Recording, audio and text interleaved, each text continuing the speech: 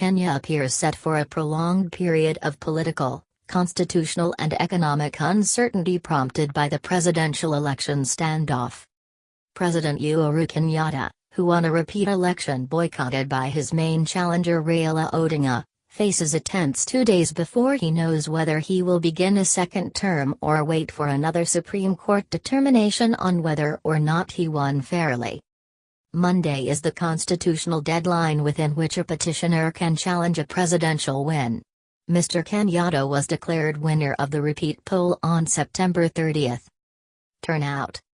The election was held after the Supreme Court on September 1 annulled President Kenyatta's August 8 poll win, saying the election was plagued by illegalities and irregularities. In the rerun held on October 26 and boycotted by NASA, Mr. Kenyatta was declared winner with 7.4 million votes, representing 98% of the turnout.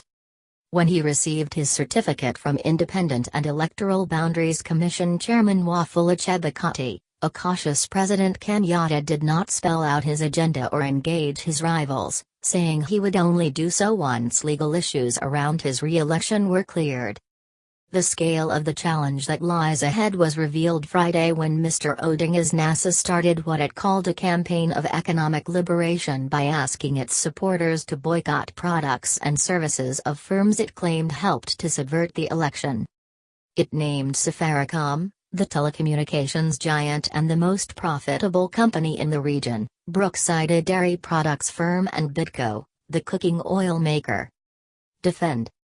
The economic boycott and picketing seem to be NASA's long-term strategy to force Jubilee to agree to fresh elections and constitutional changes. In the short term, Mr. Kenyatta may also have to defend his win in court. Already, 2 senior constitutional lawyers have warned that there are enough grounds to nullify the election, again.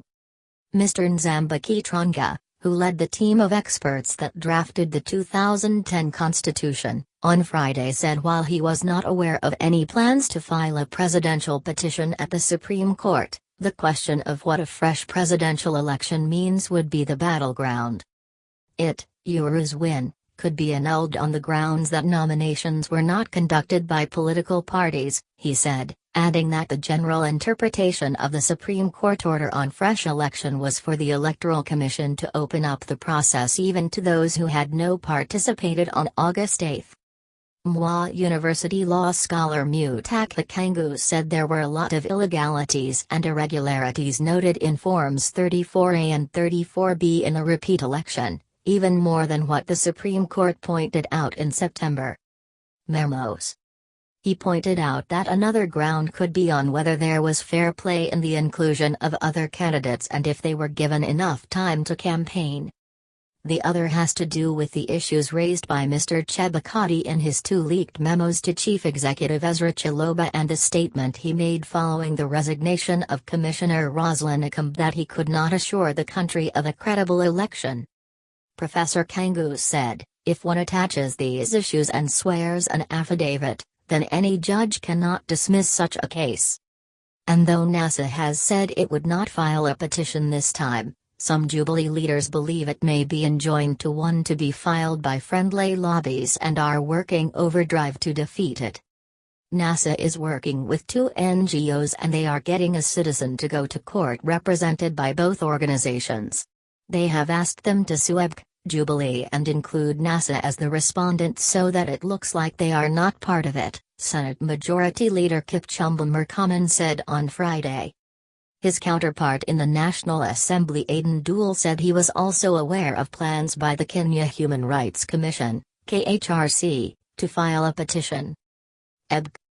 KHRC is part of the Kura Yangu, Saudi Yangu grouping of NGOs, which on Wednesday night released a report pointing out inconsistencies in vote tallying, the number of registered voters and the number of people who voted as per the data. KHRC Executive Director George Kagro has said he is not preparing to file a petition, but Jubilee and are not sitting pretty, opting to work from a worst-case scenario so that they are not caught off guard. For NASA, it appears, even if there is no petition or the court upholds Mr. Kenyatta's victory in the case of a petition, The struggle for change will be stepped up. NASA is pushing for changes on a number of areas that include the structure of the executive and devolution. That Jubilee is also willing to engage on constitutional changes is one of the positives in the otherwise gloomy outlook for the country. Western diplomats and local church groups have continued their efforts to bring Mr. Kenyatta and Mr. Odinga on the table to avoid a protracted civil strife that may have devastating economic and human rights consequences. Petition. On Friday, the Supreme Court, and Jubilee indicated they were ready for a petition. The Supreme Court is ready to hear any poll petition that might be filed, challenging the October 26 presidential election, Supreme Court Registrar Esther Nyaiaki said. She said the court was considering leaving the registry open for any party who might file the case on Saturday or Sunday but declined to answer a question on whether or not there were possibilities of the bench being hit by a quorum hitch as it happened on October 25 when a case seeking the postponement of the repeat election was shelved because only 2 judges were available for the hearing. After the August 8 poll, the registry remained open over the weekend and closed late at night to allow parties to file. The Raila Odinga petition was filed on the last day, a few minutes to midnight. The judges and judicial officers involved in the process are more prepared to deal with the petition, and unlike the last presidential petition, most of the things are still fresh, Mr. Mundia Muchiri, a spokesman for the Office of the Chief Justice said. Lost. The situation was similar at the EBC, with Mr. Kamakarori, one of its lawyers, saying, "We are putting our documents together so that in the event a petition is filed, we are ready." Others insiders within the commission were of the feeling that the last case was lost because EBC was unable to explain itself. Its lawyers fumbled when asked about stray ballots, security features on result forms and access to servers. The case aside, the assertions by the Senate and National Assembly leadership appear to be part of Jubilee's latest approach the party has taken in dealing with by the opposition, preempting their moves. They did it before the informal withdrawal of Mr. Odinga from the repeat election. Mr. Odinga's withdrawal did not stop the election, as the High Court later allowed the inclusion of all candidates from the August 8 election and made it possible for the poll to go ahead, albeit with a low turnout and complete failure in 4 counties. Boycott. Away from the boycotts, NASA is also pressing on with plans on the creation of a People's Assembly to come up with changes to the Constitution. Mr. Odinga on Thursday met governors allied to the coalition and asked them to take the proposal to their county assemblies for approval. During the meeting, also attended by ANC leader Musalia Mudavadi, governors allied to NASA are said to have approved the coalition's plans to set up a People's Assembly and begin a review of the Constitution, particularly to safeguard and strengthen devolution, according to the statement from the coalition.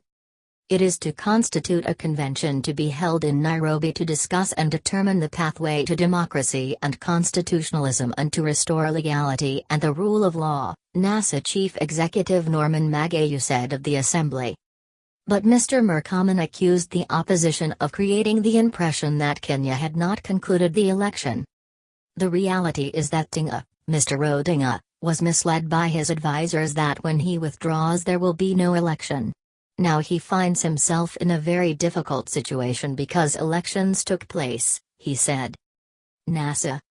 He added that for NASA to get a consensus, draft a bill and take it through the political and legal processes required for it to arrive at the point of changing the Constitution, the earliest the Supreme Law could be changed would be 2019.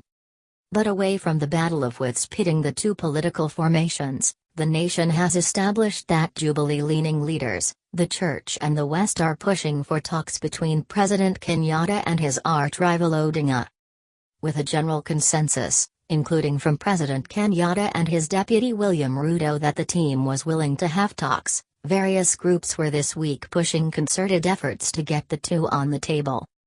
Under the National Council of Churches of Kenya, NCCK, the clergy have called for a change in law to create the positions of the office of the official leader of opposition and that of a prime minister and 2 deputies. Dialogue. Last week, President Kenyatta and DP Ruto, in separate interviews, said they were willing to talk with Mr. Odinga. Mr. Ruto said that while Jubilee Party was willing to dialogue, it can never be about another election outside the Constitution. National Assembly Speaker Justin Mutri has also weighed in, warning against having such talks outside the Constitution. This week, the Uhuru professionals lobby led by Lands Cabinet Secretary Jacob Kameni called for national dialogue, which they said should involve all critical players in the political, business and religious circles, including elders and the civil society. That can only happen when the president takes oath of office, and therefore he will have full mandate of the country's leadership. The dialogue should be candid and constructive, focusing on the common good of all Kenyans, Professor Kameni said. Though they said that such discussion should not necessarily be about sharing the national government, they called for such talks to be geared towards the good of the country. Server. The messaging service initially appeared fine, with chats and contacts able to load. However, it could not send data, with a connecting message persisting without resolving. Many were unable to send or receive texts, images, videos or make calls via the application owned by Facebook. The glitch was attributed to a server problem, and Facebook appears to be gradually restoring connectivity. The problem was also reported in Egypt, Ireland, Russia, Malaysia, Czech Republic, Israel, Spain, Malaysia, Turkey, Italy, and Serbia. 11 a.m. According to Down Detector, a website that tracks site and app outages, thousands of WhatsApp customers reported problems with the app. Down Detector said the WhatsApp's problem started at around 11 a.m. Kenyan time, with 60% of users unable to connect to it. A further 25% report issues receiving messages, and 14% were struggling logging in. Thousands of users were forced to switch to other social media platforms such as Twitter and Facebook to either report or complain about the glitch. Outages. The temporary outage left many users in Kenya frustrated because there was no immediate communication from Facebook.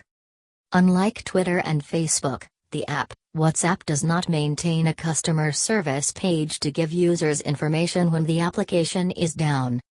It only has an official Twitter account, but no information has been posted since 2014. It is not the first time WhatsApp has gone down. A similar outage was reported in May this year. The outages, mostly short-lived, sometimes take hours to resolve.